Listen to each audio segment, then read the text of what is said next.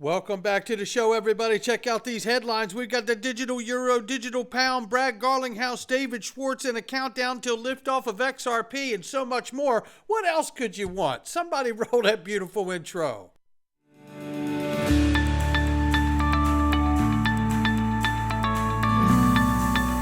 Digital Perspectives with Brad Kimes. Come on in.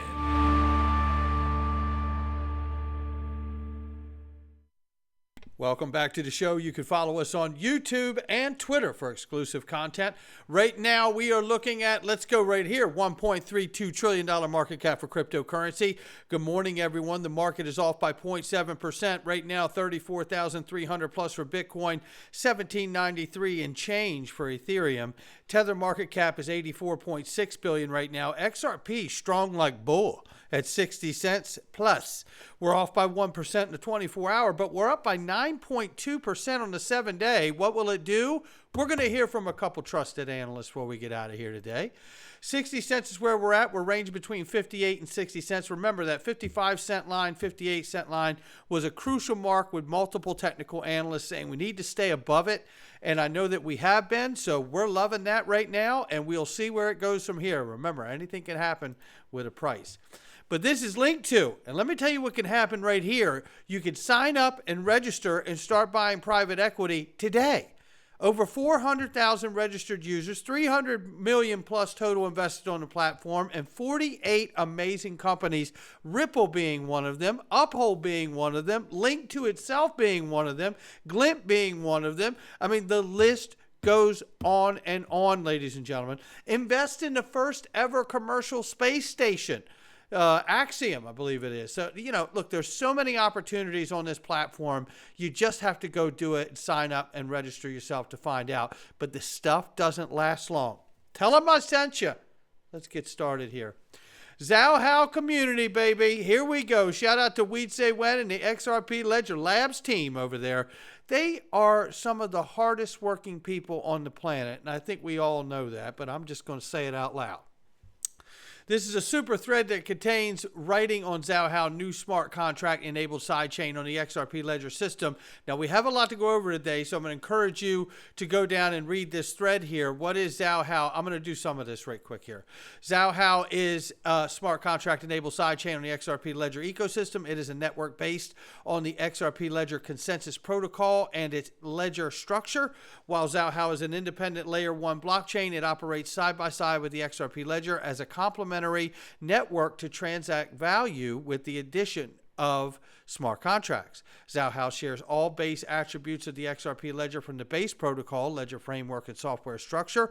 All XRP Ledger-based services, apps, software are compatible with Zhow, requiring minimal changes. How about that? Then there's so many more features to look at here. Zhow has a number of valuable features and components which enhances the usability of network and widens use cases of the XRPL tech stack, which are hooks for smart contracts, URI tokens for NFTs, and Zhow Genius for realistic economics. There's so much more to learn there, but I just want to show that in the rebranding that's happened and all the amazing things that have been taking place.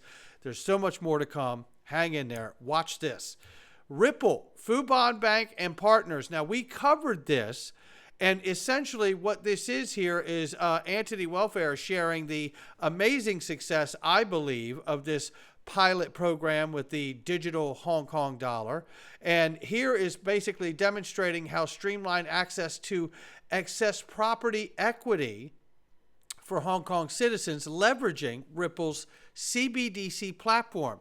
You can see you could upload the documents, streamline all of this, and you could easily tie Currently on the blockchain ledger. Listen. This token, once deposited in the lending protocol vault, activates Ying's ability to borrow. He just decides how much credit he wants, and in his vault dashboard, details around asset and liability update in real time, from LTV, interest, repayment terms, asset liability, total loan amount. It's all there. Quick transparency into personal finances, making it easy to budget costs if a bigger loan is needed. The credit instantly appears as hypothetical EHKD minted securely by Fubon Bank using the Ripple CBDC platform.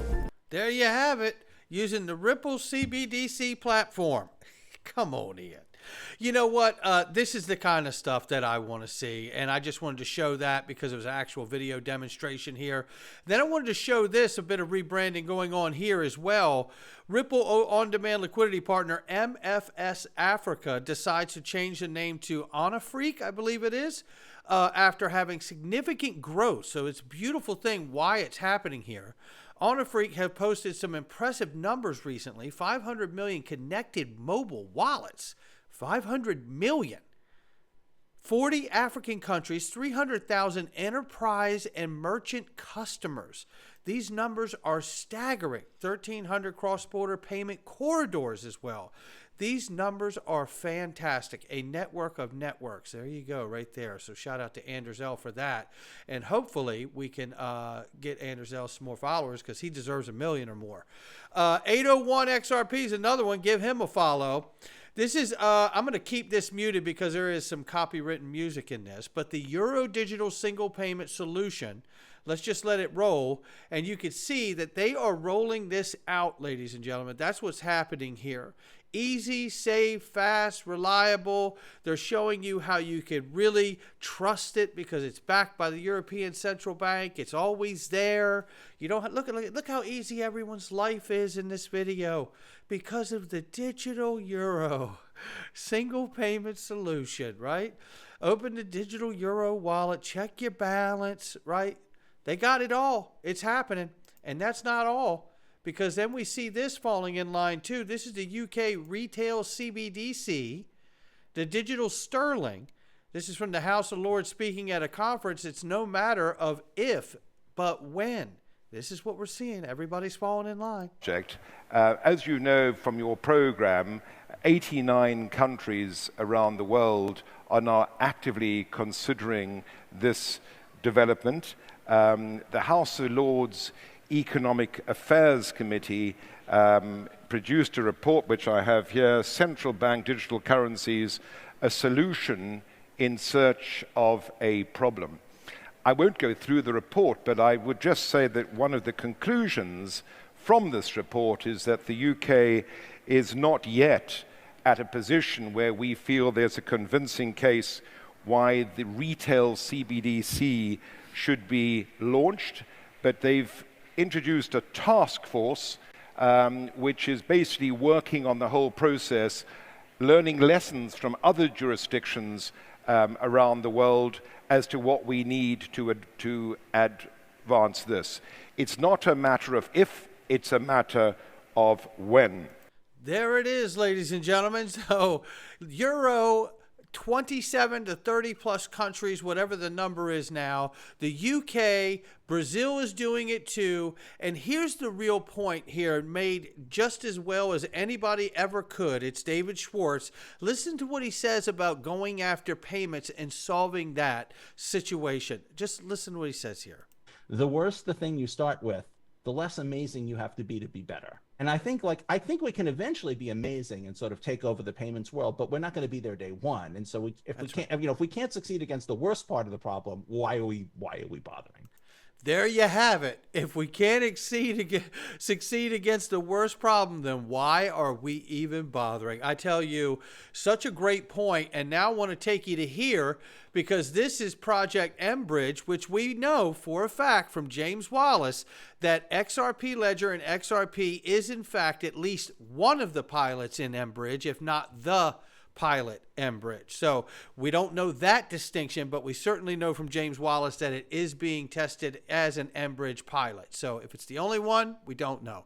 But we do know that that is happening. Month after month, more phases are launched. New financial system is meticulously tested and is just around the corner. That is exactly right. The quote is from Chad Steingraber, who does amazing work such as XRP Drops. Give them all a follow. Finish the puzzle pieces. That's where we're going here. Look, this is exciting on so many fronts because they continually, the reason I wanted to highlight this, one is that they continue to move to the next phase. That's what we've seen all the while. Just like when you hear people say, oh, well, they said Ripple, but they didn't say XRP. Well, you're right. In most cases, they do say Ripple and don't say XRP. But if you understand business at all, it's because they're phasing in to the ultimate end goal. And the ultimate end goal is the full benefit of savings of having access to use XRP as settlement when applicable to get a full savings benefit, right? That's what we're talking about here.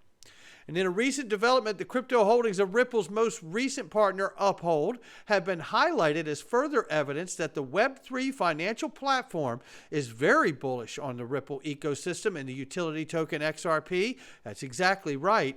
And I want to share with you now that I believe that this is the next phase, just like you're seeing BIS continue to phase things in. You're seeing here the next phase and step for Ripple by joining forces with Uphold, and I believe creating a workaround for U.S. institutions to be able to have access to XRP for settlement.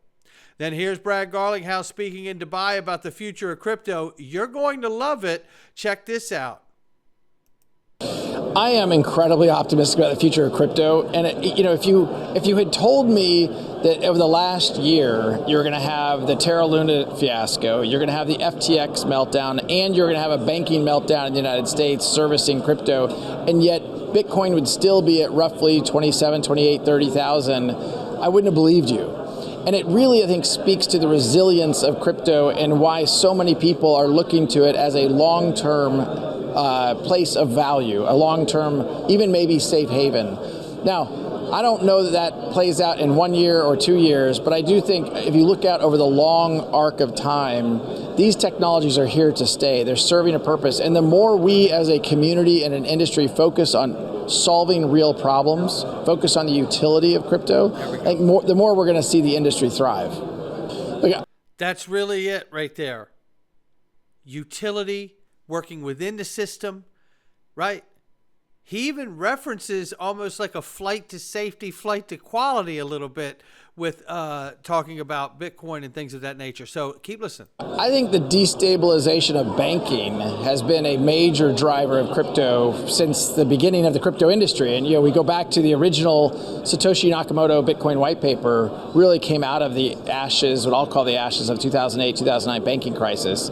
And I think we continue to see angst around banking be a driver of crypto interest and crypto adoption. And I don't think it's any different than what we've seen in the United States over the last few months, that despite these kind of what I'll call meltdowns of the second and third largest bank failures ever in U.S. history. Now, what does that mean long term for the dollar and the reserve currencies? I think it's too early to know those things. What does that mean? You hear what he said just there? These kind of what I'll call meltdowns of the second and third largest bank failures ever in U.S. history. That's right. Now, what does that mean long term for the dollar and the reserve currencies? I think it's too early to know those things. Well, listen, make no mistake about it. I think there's a very good reason why Brad is making that comment right there. Because ultimately, the next crisis that's going to happen is going to be a monetary crisis, not a real estate swap default crisis like in 2008. Now, we may see real estate have problems just like as we do because we see the interest rates going up. So at some point, that's going to come home to roost too. But the problem that's happening now is at the bank and at the foot of the central banks. That's where the problem is now. It's at the banking doorstep. That is where it is. So shout out to Brad for those comments there from the Dubai conference as well, which I believe was a little earlier, and XRP did settle. Obviously, we did get a case dismissed for Brad and Chris, but let's keep moving because we have a little more to see here. XRP decouples from Bitcoin, crosses 60 cents for the first time since mid-August. And you know what? Wheezy Nerd Nation's got it right here. Not a true decoupling, just a little volatility, but fun to see either way. And it absolutely is. And it was one of the things that I pointed out when we saw XRP take off over the last couple days, is that it was moving in spite of Bitcoin moving down at the time. It was responding without being held down by Bitcoin dominance. Now, it doesn't show a true decoupling as Nerd Nation shares here, but just that little volatility is fun to see either way. And speaking of volatility, where are we right now? Egg Rag Crypto says XRP has triumphantly closed above the 20-month moving average. Noteworthy is XRP's closure above the $1 threshold, making a comparison between bull market line 1 and bull market line 2. So here you see 1 and then you see 2 as well. So you're looking at this. I like what I see here, ladies and gentlemen. Remember, the $1 milestone isn't just a number. It signifies a crucial breakout point. So that'd be right here, right? That's a massive breakout point. You can see line 1, line 2, as he mentioned. And our target lies in the Fibonacci channel of 0.702. So it should be right up in here. So we want to see if we can make it up into that zone. That would be amazing. Love that for all of us, right? When it happens, no one knows. But nevertheless, as we aim for the stars, we anticipate retesting Fibonacci 1. So we got to watch out for all of that because, you know, obviously these are charts. He says, stay steady because the next 2 years promise to be an era of generational wealth for you, your children, and your grandchildren. Loving that for all of us. And I hope that he's right. No one knows. But you know what? Crypto Insight comes in and says XRP blast off T-minus 14 days now. Says the XRP's chart is very simple. We have had a brilliant monthly close for XRP. He said, I've been calling for a close above 59 cents, and we got it. The MACD is about to cross the 0 line, bringing momentum back to the bulls, he says.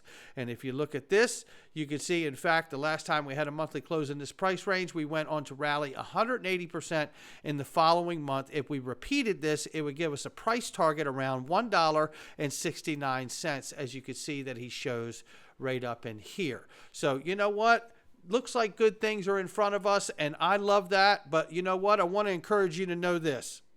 This is where we head into the freedom zone, ladies and gentlemen, and we're going to talk about being held hostage to a digital ID. And this is a very, very real thing when we're talking about the idea of a dystopian world and the dark side of a digital age. And if you want to see evidence of censorship, Twitter run like a state-controlled platform. It comes right out of Elon Musk's mouth. We've got that and so much more in here. You need to join us because censorship is extremely real. And you can do that by clicking the link underneath the video and going right here to digitalperspectives.com, no spaces, and clicking the Freedom Zone and joining us right now. For less than the cost of a cup of coffee a month, you are going to get exclusive content, and we are going to keep all of us informed and together, as well as my everyday videos from YouTube with 0 Google ads. Click the link underneath the video, and we will see you inside. Let's get started.